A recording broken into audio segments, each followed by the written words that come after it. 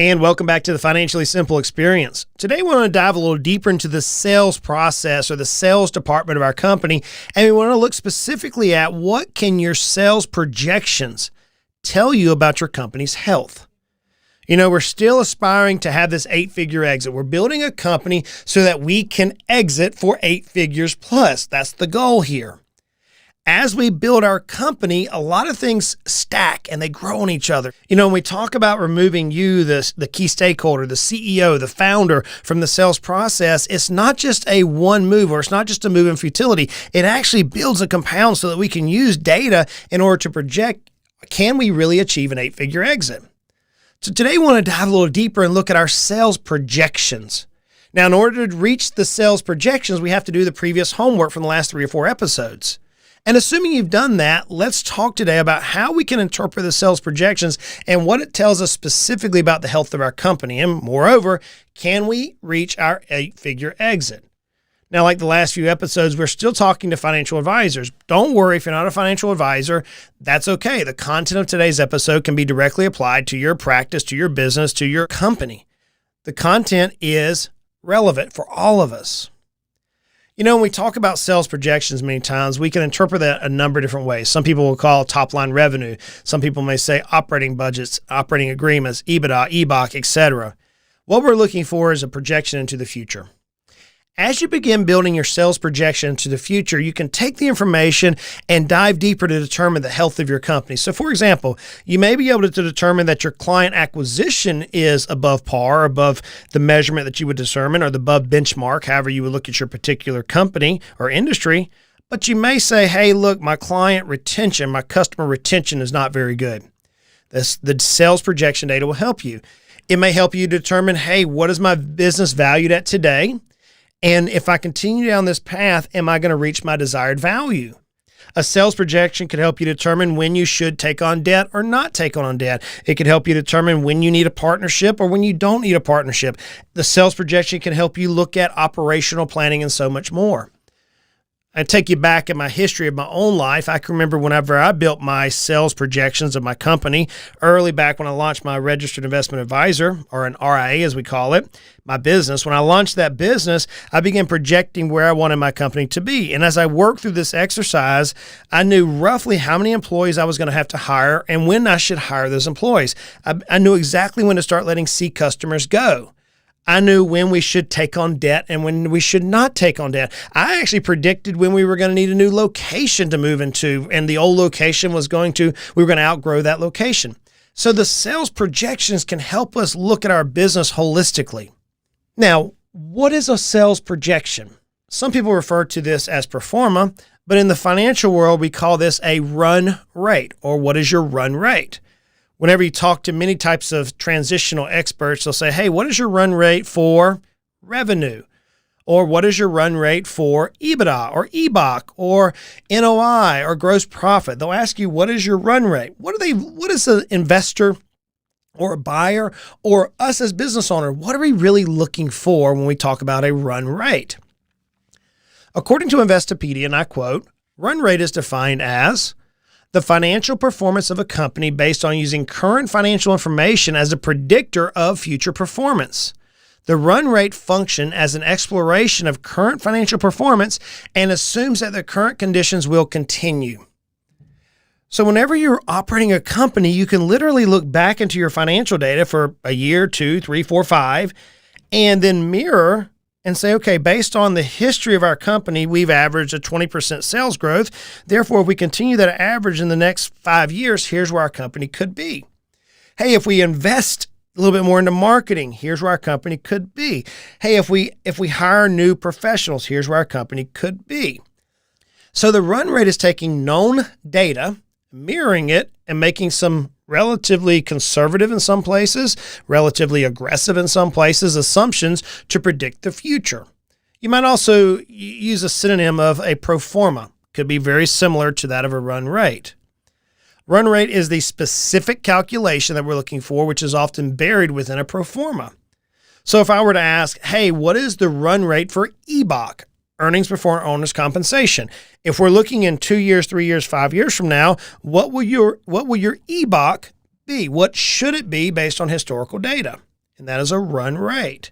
So how do we calculate run rate? As I mentioned earlier, run rate can refer to total revenue. It could be NOI, it could be EBITDA, EBOC, and a number of different metrics. So for today's illustration, let's talk about total revenue. So let's say we're going to calculate the total revenue run rate. Well, that means we have to look at a set period in time. Let's say the previous 6 months of your company that you produce for round numbers, $150,000 of top line revenue. Just use a round number out there. And if we were going to look at the run rate for the next 6 months, let's assume then that $150,000 of revenue would continue for the next 6 months. That means our run rate, in theory, would be $300,000. How did I get that? 6-month run rate is what is $150,000. Multiply that by 2 is $300,000. That's our run rate, a 1-year run rate projection. Now that's ultra simplified. You could add growth metrics to it. You could add inflation metrics to it. You could add, again, we're talking about total revenue, but let's say you were looking at EBITDA. You could look at growth initiatives. You could look at cost cutting mechanisms. You could look at reinvestment opportunities, and all of those would impact an EBITDA run rate as you project what your company would do in the near future. The cool thing about run rate is it allows us to look into the future and almost discount what has happened in the recent past. You know, many times in different businesses, we'll see where a short blip of problems, of situations could cause some market movements or some revenue movements or some industry movements for our particular business. Think about it, your own business during COVID. You know, the whole world as we know it kind of was turned upside down. Some businesses went through a period of compression where their revenues didn't quite flow in the same manner over this 6-month, 9-month, 12-month period of time. So if we're looking forward and we have 3, 4, 5, 6, 7 years of data and we say, hey, the company has historically produced a 12% return, and now for this little small period of COVID, this little era of COVID, we saw our company drop 20%. When we look at a run rate going forward, we anticipate that the COVID was just an anomaly. It's that period of time for our business is just going to be kind of absorbed and it'll get back on track. And many companies witness this. Many companies experience just this little blip of time to where their revenues fail, the profits fail, the EBITDA fail, the EBOC fail, whatever the measure that you're trying to determine, it fell for a 6-8 month period of time. But then thereafter, the economy kind of settled down, the business recovered, and now they look out in the future and it's as if the same glide path was there. So the cool thing about run rate is it allows us to deal with these short scenarios of what if. What if we had a big customer leave? What if we had a COVID situation? What if we lost a key supplier during this very short period of time that kind of set us on our heels, but we recovered and here's where we are today. So run rate allows us to take into these various types of what if scenarios.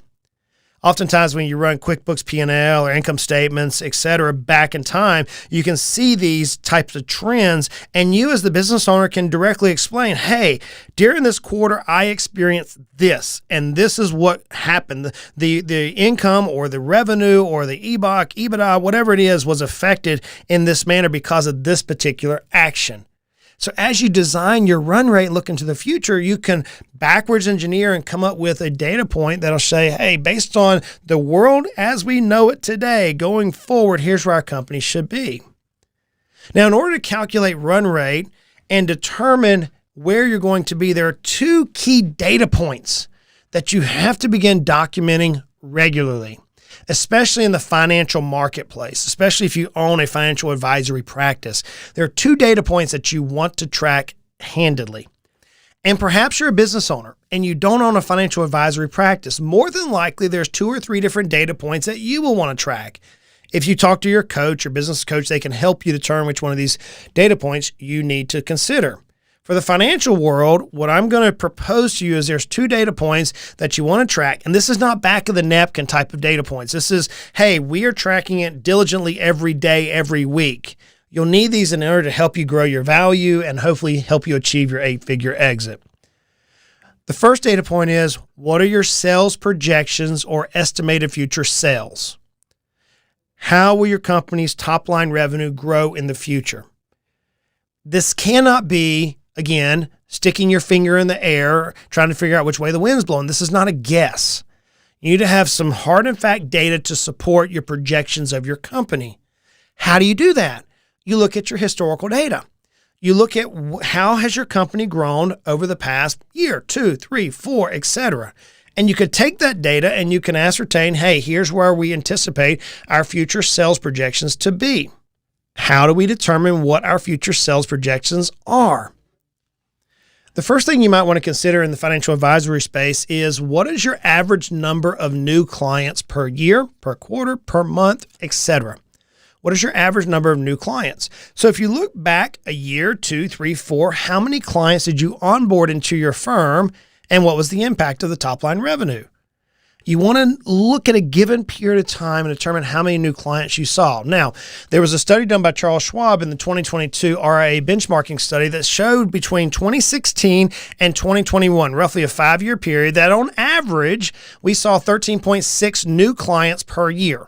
That's an average data point for the financial advisory space with those financial firms under $500 million of assets under management, roughly 13.6 new clients per year. How did you do in comparison to that? If you look back in your data points, were you able to achieve greater than 13.6 new clients per year? If you did, why? What specifically did you do within your company that led to 15, 20, 30 new clients per year? And will that data point continue going forward? Let's assume that it did. Let's assume that you could continue at 20 new clients per year going for the next 2, 3, 4, 5 years.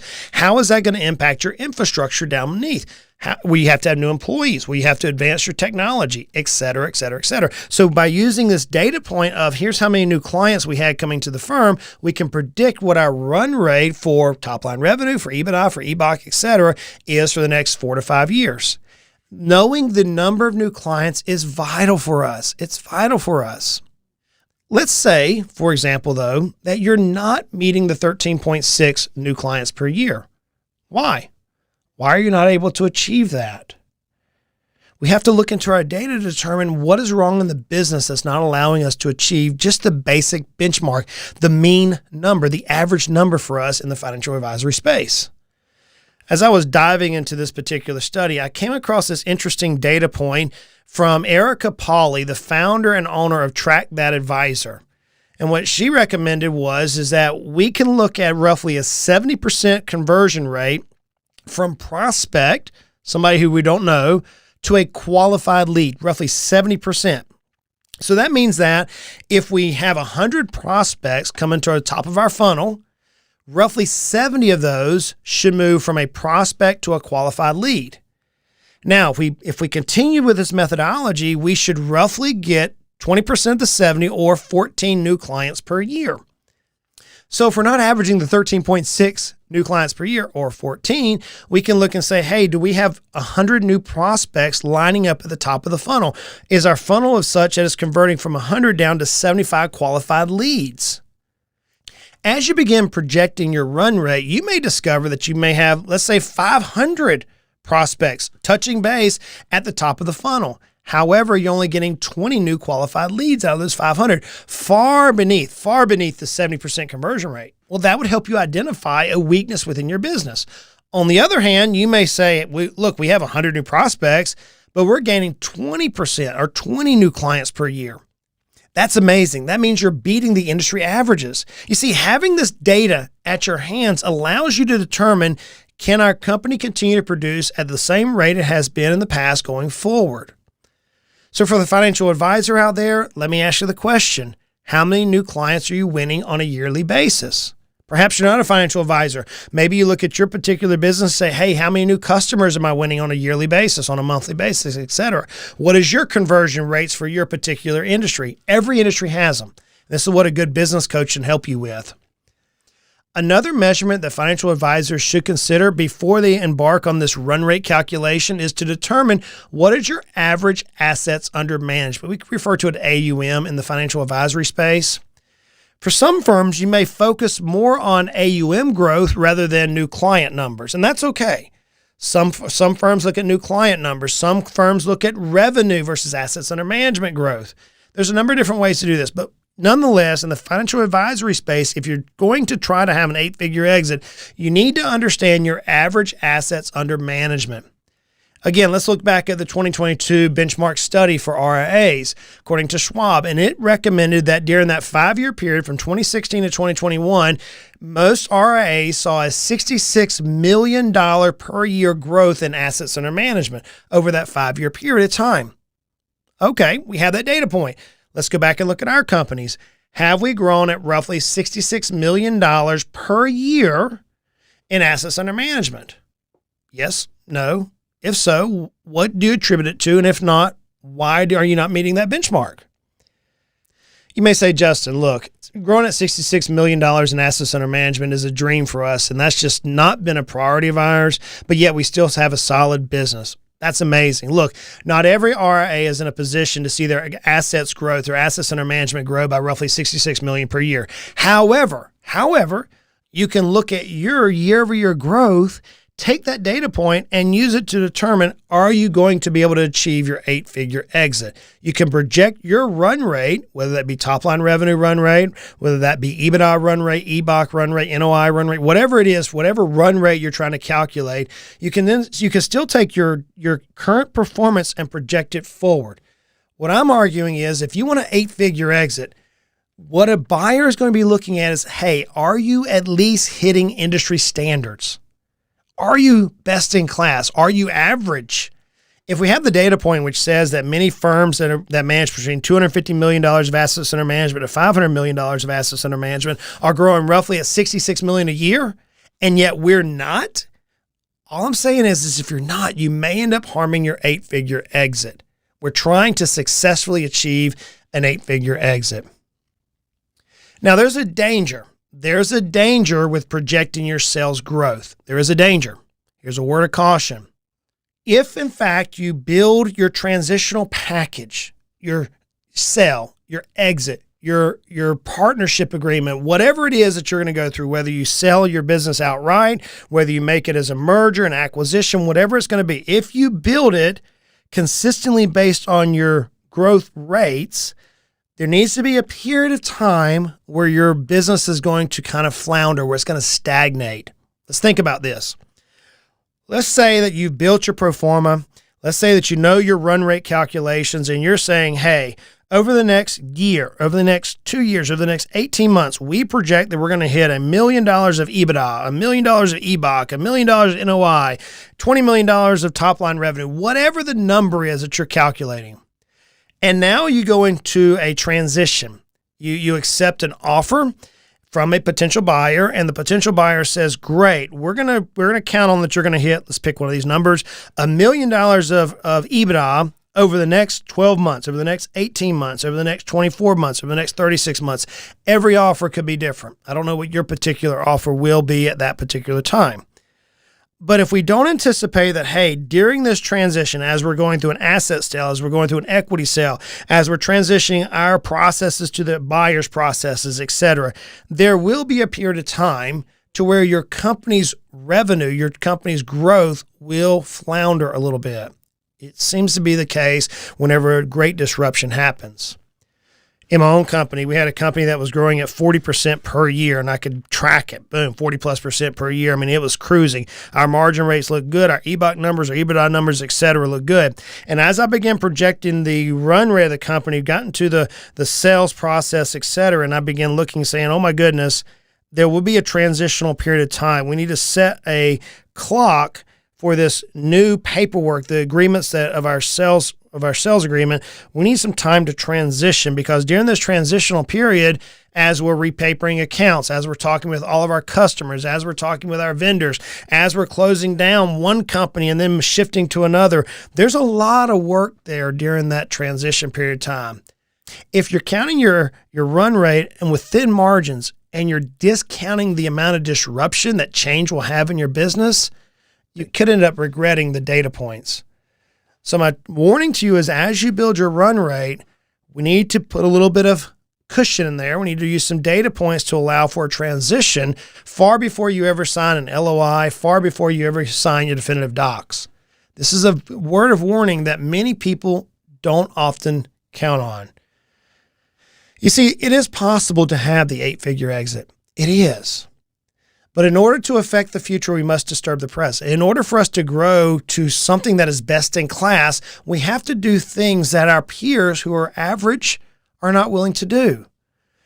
My challenge to you is create a pro forma and then start calculating your run rates. Look specifically into your data points and determine how is your sales department, how is new client acquisition, how is average revenue, et cetera, et cetera. All these calculations we've been talking about the last 4 or 5 episodes, how is it going to directly impact your run rate for whatever metric you want to look at? Friends, it seems like there's a lot of data here, and there is. Building a company for an 8-figure exit is not impossible. Look, if an old country boy like me, who's born and raised on a dirt road, lives right now on a gravel road in East Tennessee, if I can achieve an 8-figure exit, friends, then you can as well. Any of us can do this. It's just a matter of knowing how to build the process, how to build the boat, how to build the business to where it operates as a machine so a willing investor or willing buyer is willing to see the value as we see it. If you need help with this, reach out to us. We have a group of business coaches who can help you. Till next time, friends, y'all go out and make it a great day.